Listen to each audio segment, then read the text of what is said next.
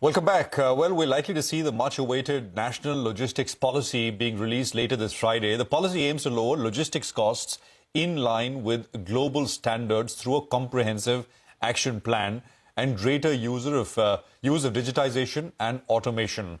I mean, this is going to be much awaited in terms of what it can do to provide a fillip to the sector. Logistics costs, as companies across the board have consistently told us over the years, is an important metric which needs to be brought down, brought lower. We've got an important company, maybe one of the leaders in that space, All Cargo Logistics. Ravi Jhakar is Chief Strategy Officer of the company. He's joining us right now to take some questions. Ravi, great to have you with us here. Thank you very much for your time. Could you tell us, I mean, how are you looking at this much-awaited policy which will be out tomorrow? And what do you hope to see as part of the policy in terms of actionable items? Yeah, so I think, we are very hopeful and very confident that this logistics policy, which is being rolled out, could perhaps be the defining moment in the Indian logistics industry. And why I carry such optimism is based upon what we have seen from this government. You talk about UPI, the way the government created the whole platform and brought all the stakeholders together, or the more recent open network digital commerce, where logistics also plays a role, but it's largely about creating an ecosystem and bringing the buyers and sellers together. I think this national logistics policy is going to be a key enabler of strategic confluence in the logistics industry, bringing along all the stakeholders, wherein the government is defining policy and building out a platform. And the best part about this policy is it carries a very holistic approach. It's not just limited to saying that, certain kilometers of roads would be built or something XYZ would be done. It takes a very holistic view that the logistics as an industry is an enabler of economic growth, for trade competitiveness, for increasing the exports in the country, for driving domestic growth. For anything, logistics has to be efficient for the business and industry to be competitive. And in this regard, the government has laid out a very clear framework. And of course, we would only know tomorrow when the policy gets unveiled. But if you look at the discussions which the government has had with various stakeholders, it appears that there's a comprehensive view on infrastructure, which is the starting point. You need to enable logistics only by providing world-class infrastructure and then enabling that with technology. And whatever we have seen so far of various drafts which have been put up in public domain, it appears that the thinking is going to be about providing complete transparency and visibility around logistics assets.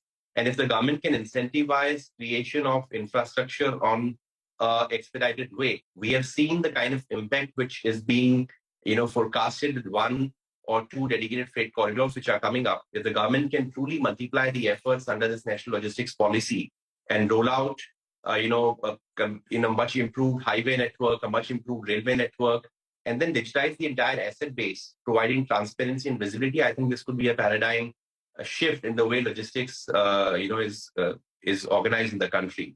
We could see much more use of technology. And on the other point, if I look at the logistics policy, I think there's a huge impetus on the sustainability as well. And on one hand, when we are taking climate change goals, wherein the Honorable Prime Minister has been talking about very bold ambitions from the country, logistics and transport is an important contributor to the carbon footprint. And therefore, it is quite important that any such policy which gets rolled out talks about reducing the carbon footprint as well. Sure. And whatever, again, we've seen, it seems to be on the right. Yeah. Got that. So that is on the national logistics policy. But I just want to talk a little bit about your own company, because at the analyst meeting, you gave some aggressive targets for revenues. You spoke about a 25,000 to 30,000 crore revenue target by FY26.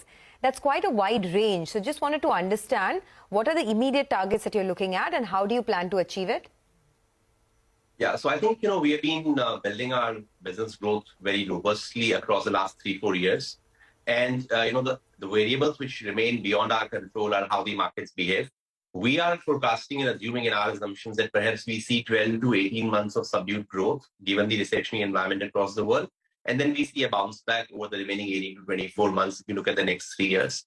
So that's the reason why some of these, factors are beyond our control. And with so many businesses in our segment, when we put them together, we try to be, more cautious, and therefore a broad range of numbers that we have given out as the management aspirations.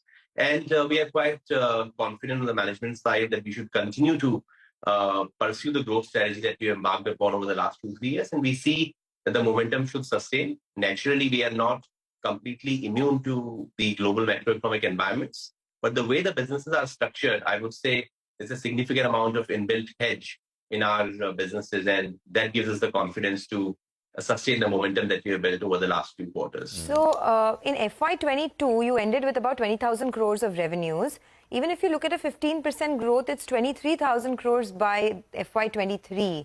Is that a logical estimate, or could you do better than that? So I would say, in our business, some of the costs, such as the ocean freight, is a pass-through cost, and therefore revenue may not be the right indicator. But if you look at the gross margins, or if you look at, the EBITDA numbers on absolute terms, that would be a right indicator. And depending upon the market growth, we could grow significantly from here, or if there's a contraction or recession in terms of the growth on the trade side, we would still largely hold on to the performance that we demonstrated. Right, Ravi.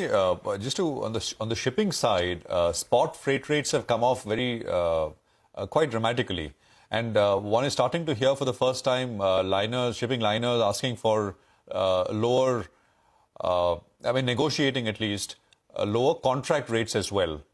Could you talk to us if you're seeing that, and what implication does that have for your business? Yeah, so we have also been noticing that, the spot rates have declined tremendously starting from May. And particularly over the last 6 weeks, we have seen significant decline in the spot ocean freight rates. And as you would know, the contractual rates are very different on which most of the larger companies, such as ourselves, work.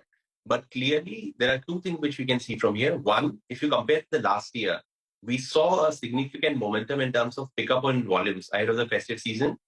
The current year does not have that kind of, momentum. There are certain countries in Western Europe which rather have seen pressure on volumes. And while US has seen, 3% increase in the imports in the month of July, overall the environment is not as bullish in terms of the festive ramp-up as we saw last year. And that is the reason why we see a significant decline in these spot freight rates. From our business standpoint, our ability to contract at reduced rates would allow us to pass on the benefit to the end consumers, and that should basically facilitate the trade. And the inflation has put a bit of a negative pressure. If the freight rates continue to come down, that should allow the trade to be more competitive, and that should perhaps contribute to the world trade growth. And as a company, we would stand to benefit from that. I wanted a little bit to talk about the multimodal transport operations business. In the quarter gone by, it was a good 70% growth that you saw on a year-on-year basis. But just wanted to understand, what is a sustainable quarterly run rate that you can look at in the MTO business? Is it 5,000 crores per quarter that you can at least hold on to? So I would say that, like I said, the revenue is something which depends on the freight rates. So if freight rates go down, we could see, a marginal 10-15% decline on that as well, which then gets compensated by the same volume growth. So the current numbers of about 5,000 crores could remain sustained. The gross margins would not see a downward journey, even if the ocean freight rates were to go down and the revenue was to go down. So I would say at the gross margin level, the performance is largely sustainable, with only minor impact possible. On the revenue side, there could be fluctuations depending on how the freight rates operate. Okay, we'll leave it at that then. Thanks a lot for joining in. The stock has done phenomenally well, and that's the management talking about not just the demerger, but also about how the businesses will shape up from here on. But let's move on. There's lots happening on the real estate front. Today, we're going to talk about REITs. First, we'll tell you what is a real estate investment trust, popularly known as REITs. Sonal is here to decode how they work, how investors can earn money through the REITs route, and then we'll get some guests on board as well. Sonal, over to you.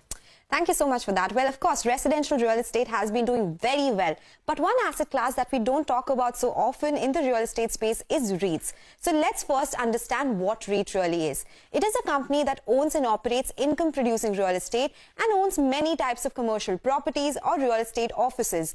Now, it is from office buildings to hotels. So simply put, it resembles a mutual fund with real estate as the underlying assets. They invest money in completed and revenue-generating assets and developmental properties, mortgage-backed securities, corporate debt of real estate sector. So how does an investor earn money in this case? REIT operates via an SPV or special purpose vehicle, and the trust receives dividend and interest from the SPV. REITs also earn rent and capital appreciation, which is then distributed via dividend to the unit holders. One way to invest in REITs is via listed players. So there are three in India. We have Brookfield REIT, there is Mindspace REIT, and there's also Embassy REIT.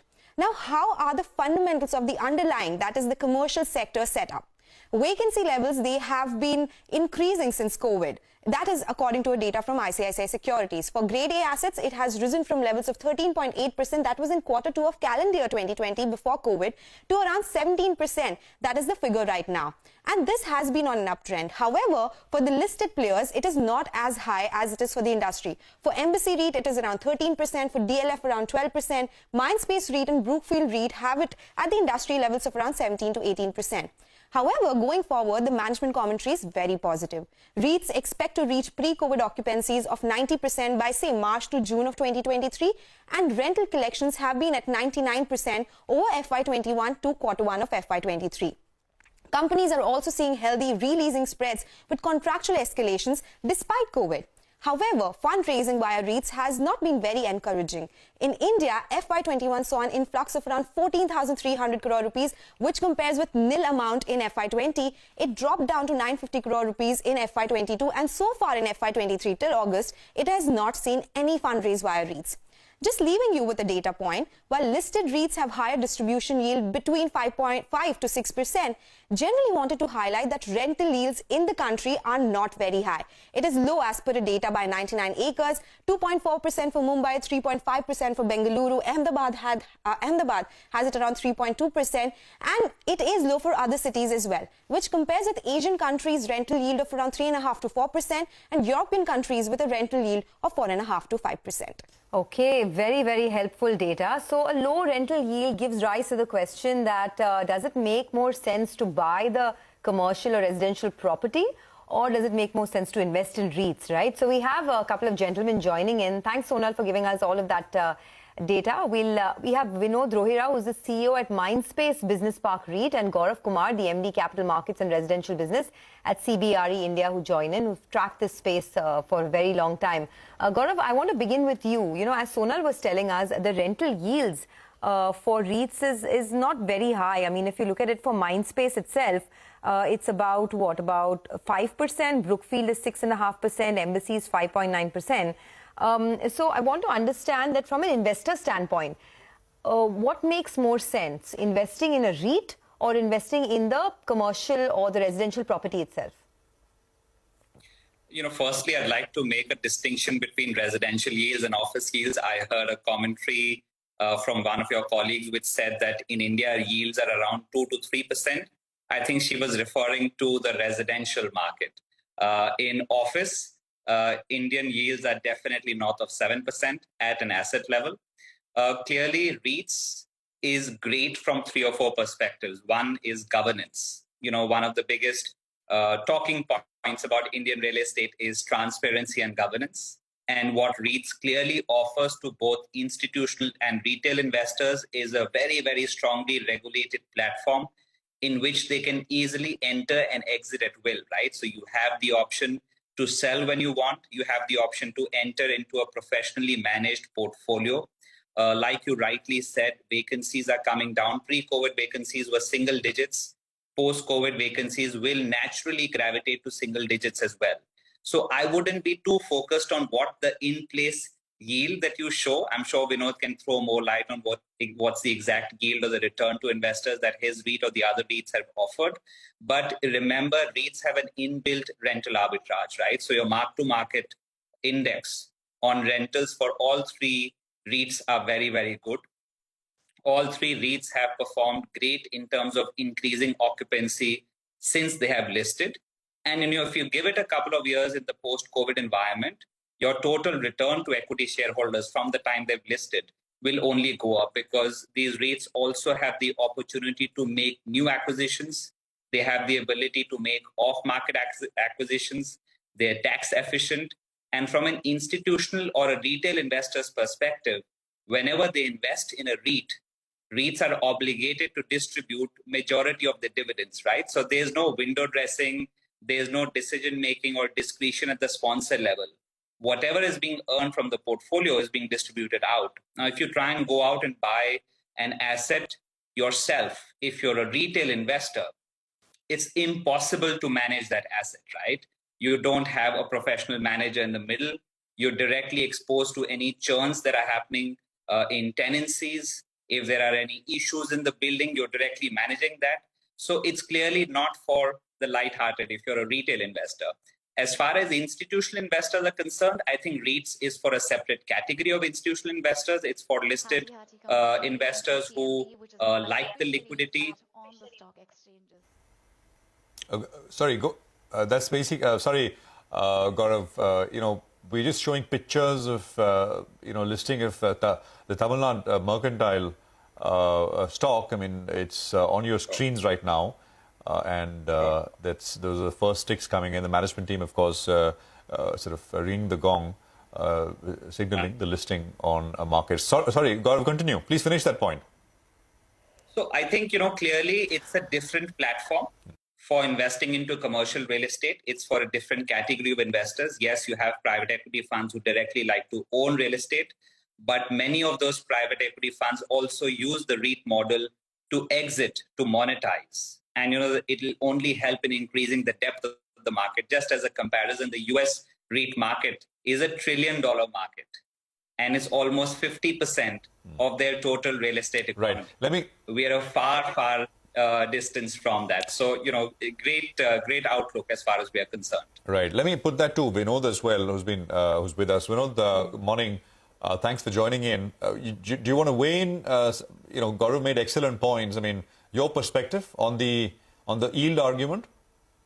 Okay. So, primarily, I think what's important to add to all this discussion is that we must be clear that when REITs are distributing dividend, you are not paying any tax on that dividend. So you're actually making, if for example, 100% of the distribution is dividend, then you're paying zero tax as the marginal rate of tax. So when you distribute 5.5% or 6%, and in our case, at 93% of our distribution is dividend, it's completely tax-free. So your effective return is far greater. At the same time, to add to what Gaurav mentioned, when you're looking at an asset manager who's handling grade A assets, with an occupier who's primarily tech, 90% of commercial real estate in India is occupied by tech, and that's global tech companies. They have a very different rhetoric when it comes to looking at what commercial assets they want to acquire and occupy, because they are attracting top talent. And with millennials coming to the workplace, you want to keep them excited at the workplace. Otherwise, they're going to carry their resume next week somewhere else. So while the landlord is not a dominant participant, he's actually a very, very active participant in ensuring the experience offered at the office. And that's really changed the game, which is why if you see in the last 9 months, grade A assets have got completely leased much faster at a rate than whatever is the macro level of vacancies in those micro markets. And that's the trend that's going to continue, and you're seeing rising rentals. Second important thing for a REIT, if I may add, is that you must see the intrinsic value of the asset embedded. Yes. At an average rent, for example, at 63 rupees for us, you want to replace those assets in those primary markets. You won't be able to buy land, build and lease at those rents. So there is a massive embedded value. So when you're looking at a REIT, you're looking not just at dividend distribution, you're also looking at the intrinsic value of asset. And at the same time, that's where your total return comes out. Got that. Vinod, very quickly, is there scope for rental yields in the commercial space to go up in the near future? Rents have already started firming up. See, what's happening is inflation becomes your best friend. Nobody's bringing in new supply. New supply cost is much higher. The access to debt is not available if you're not AAA. If you just put a little bit of a crystal gaze on next 24 to 36 months, you don't have more than 50% of the supply you saw in 2019. And with the rents firming up and the demand firming up, you know where it's going to go. You bring the right supply in right now, you're a winner. Okay. All right. We've actually run out of time, not out of questions. But Vinod and Gaurav, thanks a lot for joining in. So there is definitely a pickup.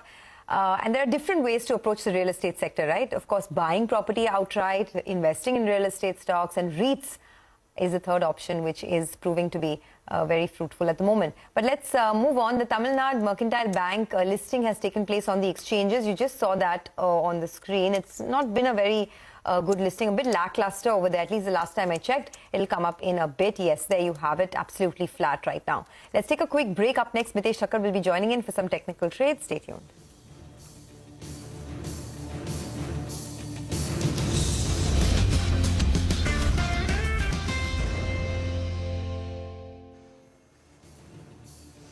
Welcome back. Well, the market's seen a bit of a slip after the Bank Nifty hit all-time high. There was a bit of a slip, and the Nifty as well, because of that, has slipped in the red. In fact, the Nifty is down about 31 points right now.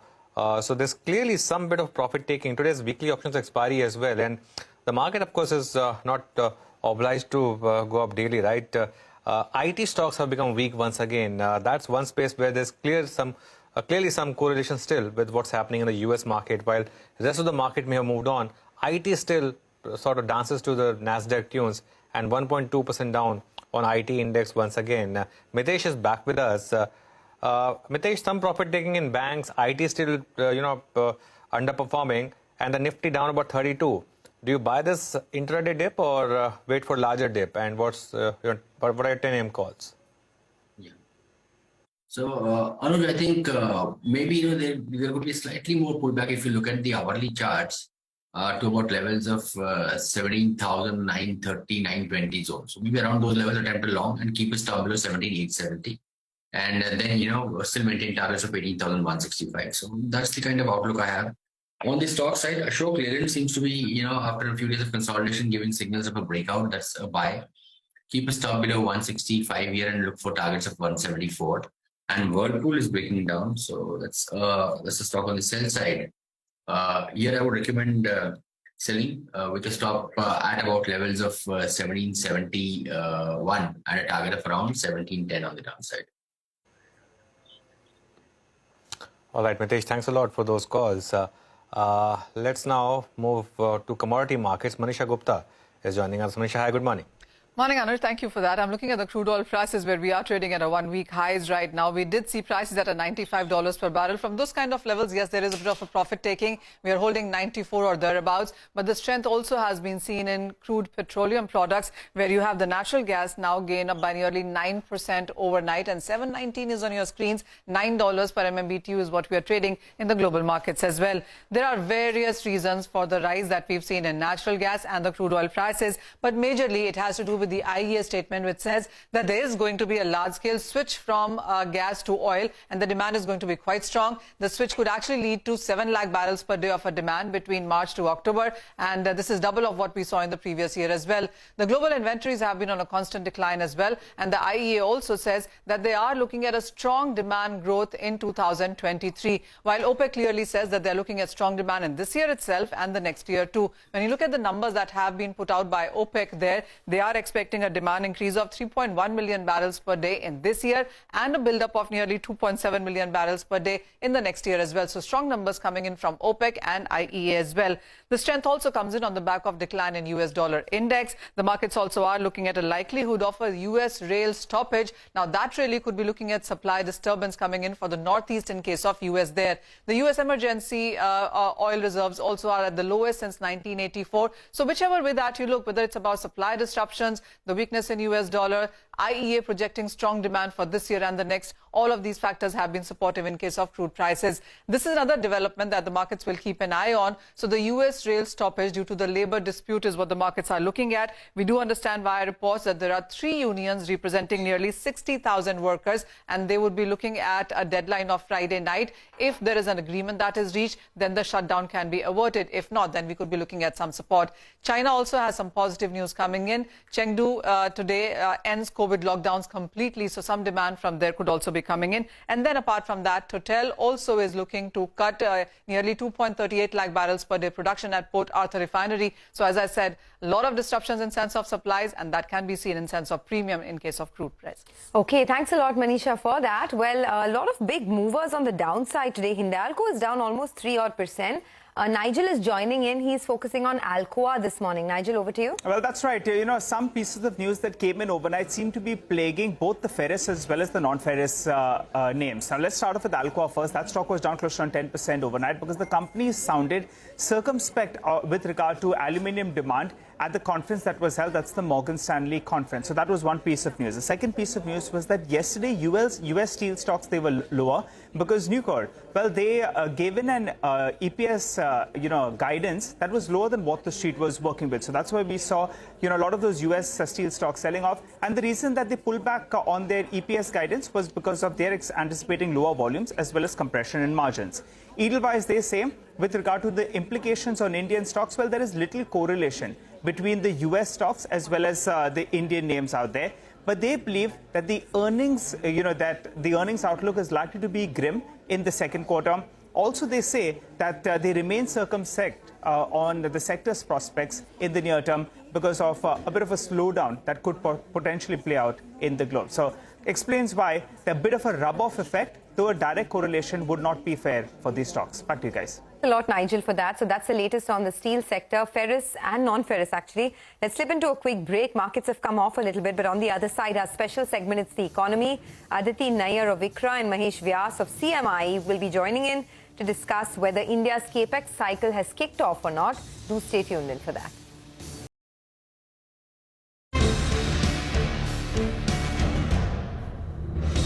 Welcome to It's the Economy. Has the capex cycle in India started in right earnest? That's the question we are asking. What are the signs? Non-food bank credit has jumped to 15.5% in the latest fortnight ended September 2nd. This is the highest since FY13.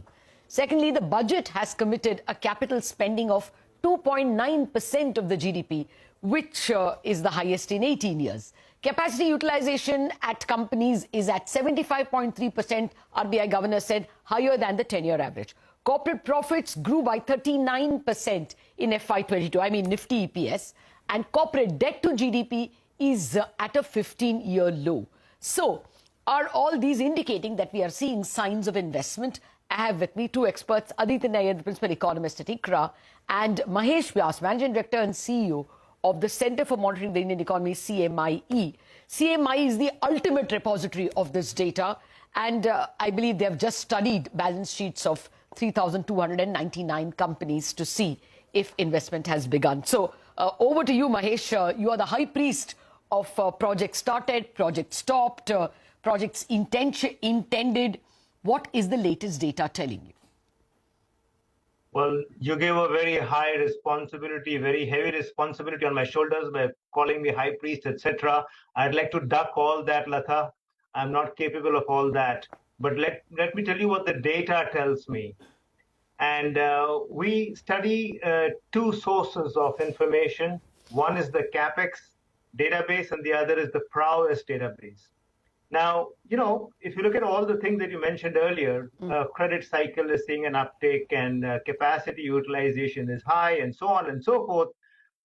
Not all that only, but even the profits of the Indian corporates is very good. Their gearing is very low. Their interest cover is very high. Everything that we can imagine that we require for a capex rebound is all in place. But it isn't happening as yet. Okay. There could be good reasons for that. The corporates know better than we know, but they are not investing as yet. And the 3,299 companies you mentioned, we did analyze them, and we found that in the year ended March 2022, investments into net fixed assets was barely 2.5%, less than 2.5%. Investments into plant and machinery was less than 1% in nominal terms.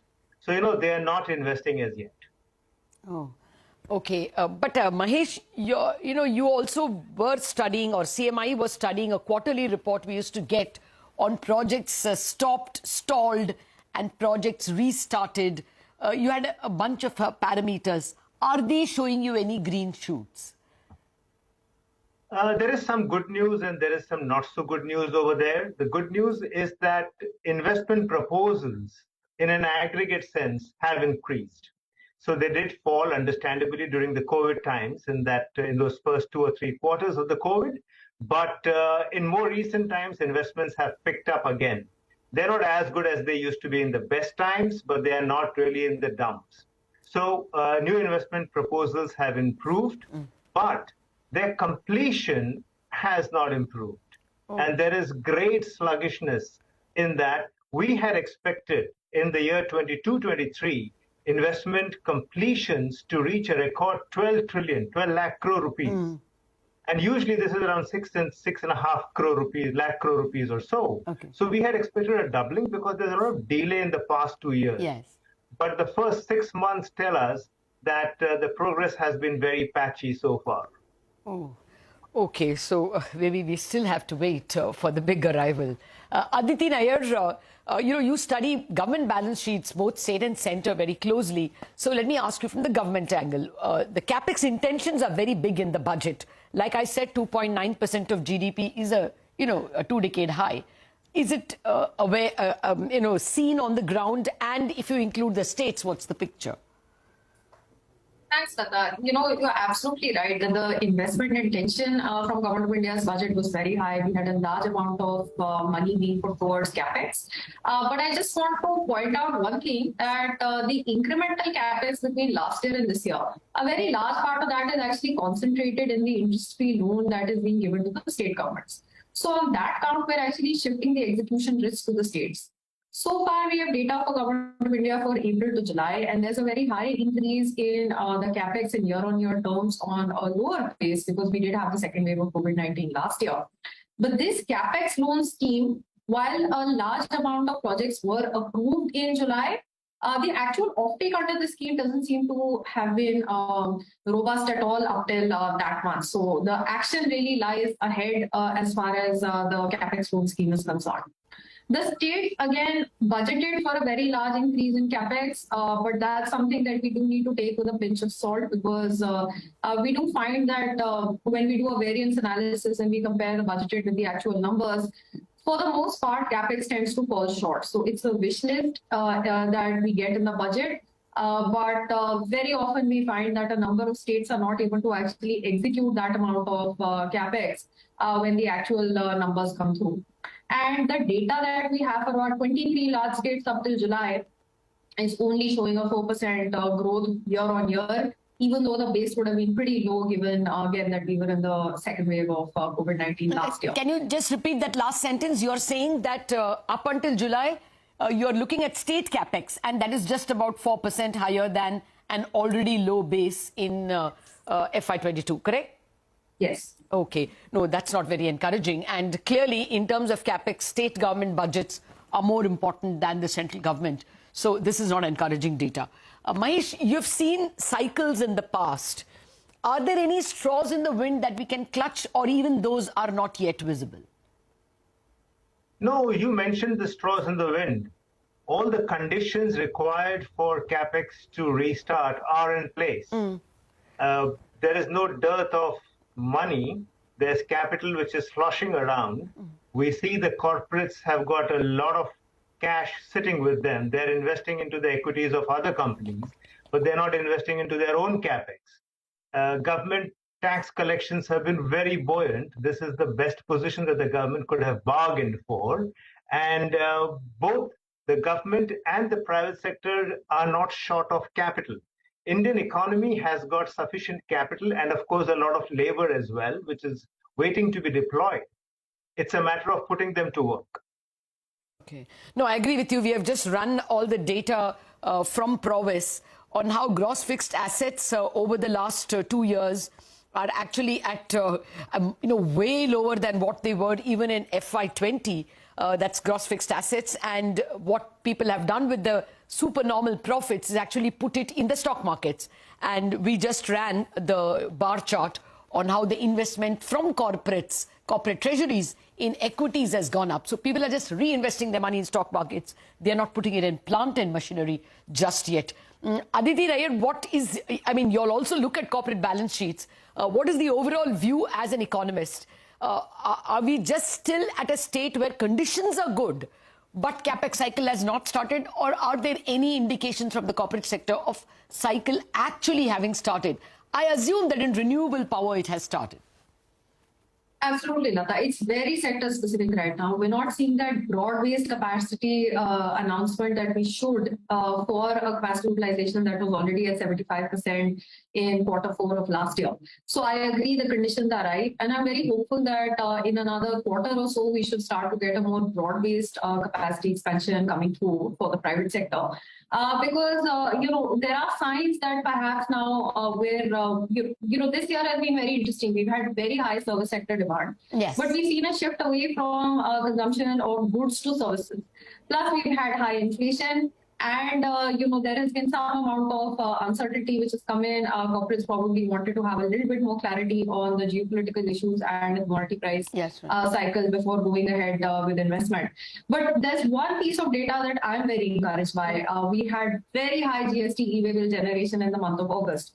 And that's the cusp of the festive season starting. So hopefully companies are more encouraged that we're going to have a good festive season. And if that's the case, then perhaps we should be ready. With all the other conditions being in place, we should be ready for the capex cycle to really kick off after the festive season. I take your point about GST numbers. They are really heartwarming.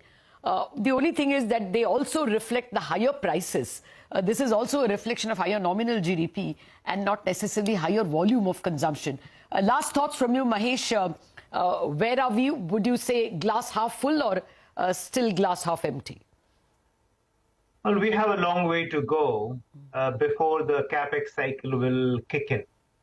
Let's not kid ourselves. The conditions are good, but the corporates are intelligent folks. They know what they're doing. I don't think they're seeing sufficient demand.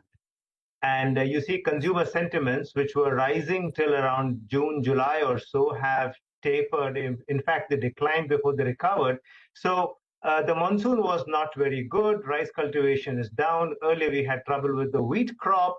We have high inflation. If you have consumer sentiments like they are now, I think we should be a little cautious in expecting the festive season to see some big boom in demand. So we will have a little more difficult times before we see investments picking up. Let's wait for a couple of more quarters. Yeah, I take your point entirely. Aditi and Mahesh, thank you very much indeed for enriching us with your data and your understanding. Aside from the consumer hesitation, there is, as Aditi pointed out, corporate hesitation. When you're talking about war and the global inflation and a possible, tightening of financial conditions and maybe potential recession in some large economies, drags in China because of lockdowns, etc., it is difficult to expect the corporate sector to completely open out its purse. They are doing perhaps the fair thing by their shareholders and putting it in the stock market, which is doing very well. We'll carry on this conversation as things turn. We wrap up on Bazaar on that note. Trading ideas lined up for you on Chartbusters.